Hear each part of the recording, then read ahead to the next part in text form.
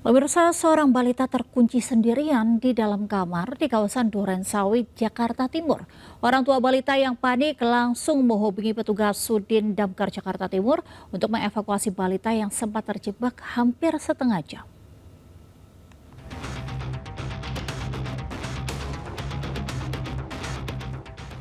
Para petugas pemadam kebakaran berjibaku membongkar sebuah pintu kamar di kawasan Duren Sawit, Jakarta Timur. Petugas hendak mengevakuasi seorang balita yang terjebak di dalam kamar seorang diri.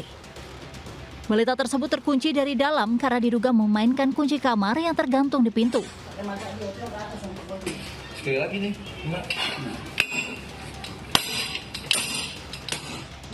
Orang tua baru menyadari kamarnya terkunci setelah ingin menemui sang anak yang berada di dalam kamar. Orang tua sang balita yang panik langsung menghubungi petugas damkar. Petugas berusaha mencongkel kunci pintu menggunakan palu untuk membuka pintu yang terkunci. Setelah hampir setengah jam, pintu kamar yang terkunci akhirnya berhasil dibuka petugas. Ini anaknya nih. Halo. Halo. Orang tua dihimbau untuk selalu mengawasi sang buah hati agar kejadian serupa tidak terjadi.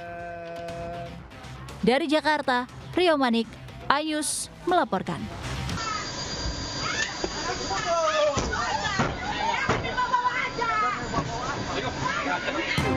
Beberapa istri terduga pengedar narkoba ini mengamuk dan mempertanyakan barang bukti yang didapat polisi saat penggerebekan. Meski terus berusaha melakukan pengadangan, para terduga pelaku berhasil dibawa ke Polres Pematang Siantar.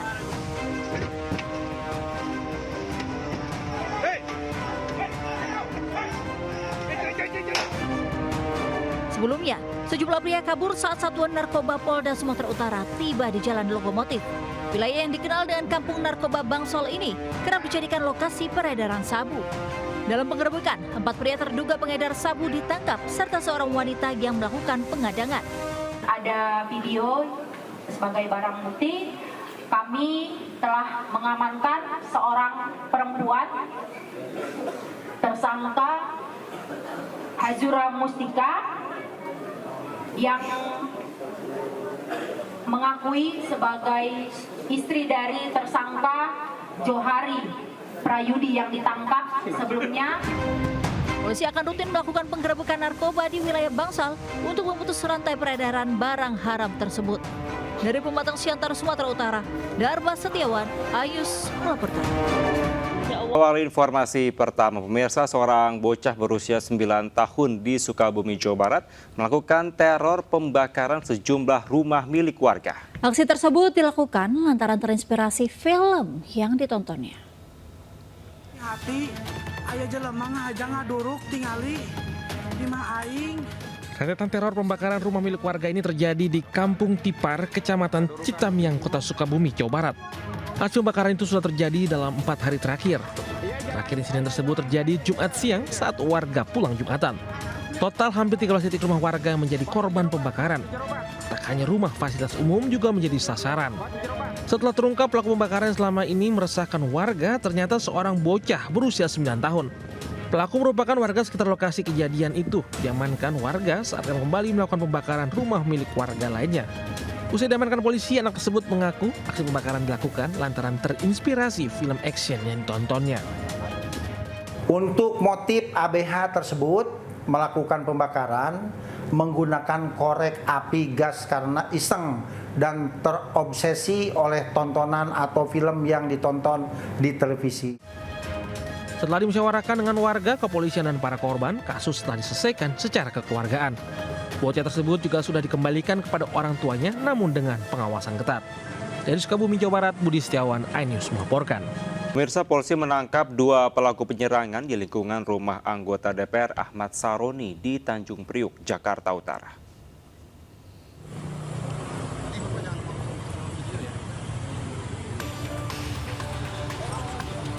Aparat Polsek Tanjung Priok, Jakarta Utara menjemput pelaku tawuran di lingkungan rumah anggota DPR Ahmad Saroni, Jalan Sol Sembada Barat 10, Kebon Bawang. 2 pelaku tawuran dijemput di rumahnya masing-masing yang masih satu kawasan di Tanjung Priok. Seorang diantaranya masih berusia 17 tahun. Dari tangan pelaku, polisi mengamankan celurit serta motor yang dipakai pelaku ke lokasi penyerangan. Menurut polisi, 2 kubu saling serang telah bersepakat di media sosial untuk tawuran. Polisi kini memburu 2 pelaku lainnya. Pelaku terancam 10 tahun pidana penjara. Hasil penelusuran mereka memang sudah mengadakan perjanjian untuk menyerang di tempat tersebut melalui WA atau Instagram yang ada di handphone para pelaku-pelaku tersebut. Baik, yang sudah kita amankan 2 orang dan sisanya masih ada 2 lagi dalam proses pengejaran kami. Sebelumnya politisi Nasdem Ahmad Syaroni meminta atensi kepolisian terkait tawuran yang terjadi di lingkungan rumahnya dengan mengunggah di akun Instagram. Dan peristiwa itu 2 warga alami luka terkena sabetan senjata tajam. Dari Jakarta, Sofyan Firdaus melaporkan. Polisi meringkus 4 pengelola judi online, 1 diantaranya warga negara Cina. Pelaku judi online menjadikan perusahaan sebagai agregator atau penyedia layanan perantara deposit atau penyetoran dan juga penarikan dana.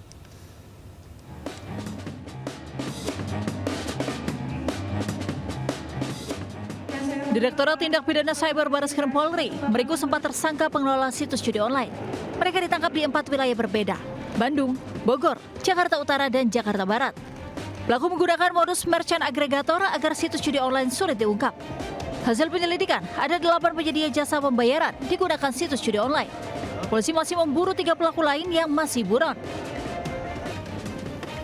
Polisi menyita uang tunai 75 miliar rupiah, 32 kartu ATM, dan 18 unit telepon genggam. Polisi juga memblokir 865 rekening senilai 194,7 miliar rupiah. Pelaku dijerat Undang-Undang ITE dengan ancaman pidana 20 tahun penjara atau denda 10 miliar rupiah. Dari Jakarta, Hadisti Arifa, Sadu Santo, Ayus melaporkan.